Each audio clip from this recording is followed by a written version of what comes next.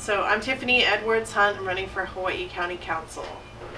What's also concerning to me for Puna is the sense of place issue. We have so many people who commute to Hilo for their jobs. Their children are going to Hilo schools for the convenience of the fact that they work in Hilo, the parents. And what is happening is they are laying their head to rest in Puna, and yet they're spending most of their time in Hilo. How can you develop a sense of pride for your community when you can't really spend much time in your community? We need to create jobs for people in Puna, in Lower Puna, in Upper Puna. And I know that people hear that every election cycle is that we need jobs. For me, a way that we can look for a solution is if we cast our eyes on our solid waste challenge here on the island. We have an unlined Hilo landfill. The County of Hawaii has received letters and directives from the Environmental Protection Agency at least since 1993. And we have figured out ways to steepen the slopes, increase the height, and try to get that landfill as filled to the brim as we possibly can, as a game of hot potato, essentially, between the administration and the county council. Nobody wants to tackle the big issue of what to do with the solid waste in East Hawaii.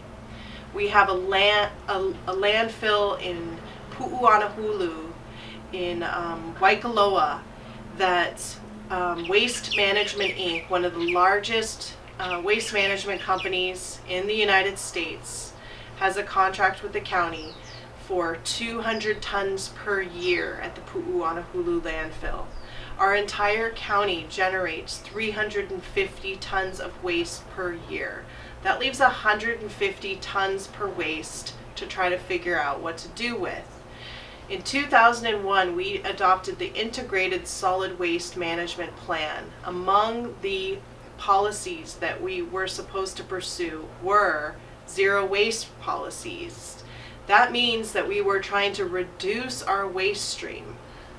And we have not made a true commitment to zero waste. In fact, our administration twice now has pursued a waste to energy plant or incineration, and we are in the middle of a request for proposals and seeking a contract for an incinerator right now here on this island. What many people don't understand is that the landfill tipping fee is at $85 per ton right now. If we had an incinerator here on this island, free trash at the transfer stations as we know it would fall by the wayside. For the fact that people illegally dump in communities like mine with an $85 per ton landfill tipping fee, imagine when everyone had to pay for their trash. Illegal dumping would be out of control. Recycling would fall by the wayside.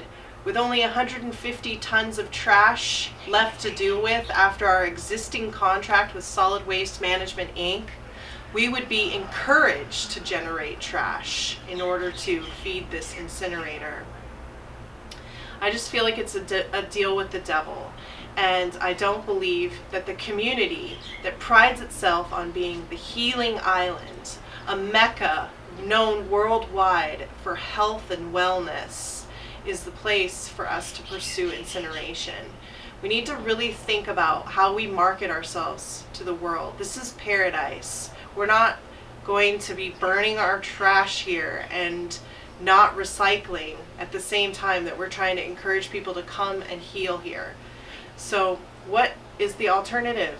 And back to the point about jobs. Let's start looking at our waste as a resource rather than waste. Think about all of the innovation, the social enterprise that can come from us repurposing, recycling, and reusing all of our trash. Come up with a new term for it. Maybe use the Hawaiian term, opala. Take our trash and create a commodity, and we would end up exporting our trash. Another thing to think about with the incineration is that if you burn all the trash, you still have to deal with the ash. So I really believe that people should be looking at that more in depth and if I have the honor of serving my community at the county council level, this is something that I intend to hit head on, and I will be able to do it with grace and style, and try to encourage business to fill in the gaps here. Another thing that's concerning to me is that Pahoa is growing. Puna is growing. We have the largest number of private subdivisions probably in the nation, and yet we don't have the infrastructure to support it. So the only village centers are in Keao and Pahoa. If you look around, we have HMSA. They're building an office complex in Keao. We have in Pahoa a series of projects and proposals, office complex down the way from the post office, and then another shopping center over by Malama Marketplace. It's really important that we think about circulation, not just the shopping centers and the office complex, but also think about the fact that we have one way in and one way out. Pahoa Village Road is the sole source of this commercial, of bringing in the people. These cul-de-sac shopping centers, everybody's getting banged up outside of Malama Marketplace. We have the roundabout in the works. Maybe that will solve our problems. But really, we need to be thinking about other roads. Let's bring a Malka connector road parallel to Pahoa Village Road, and really work on our circulation in Pahoa. And also, let's work on our circulation in our private subdivisions. There's so much emphasis on Highway 130 and our big government contracts as far as using federal money for the improvement of Highway 130.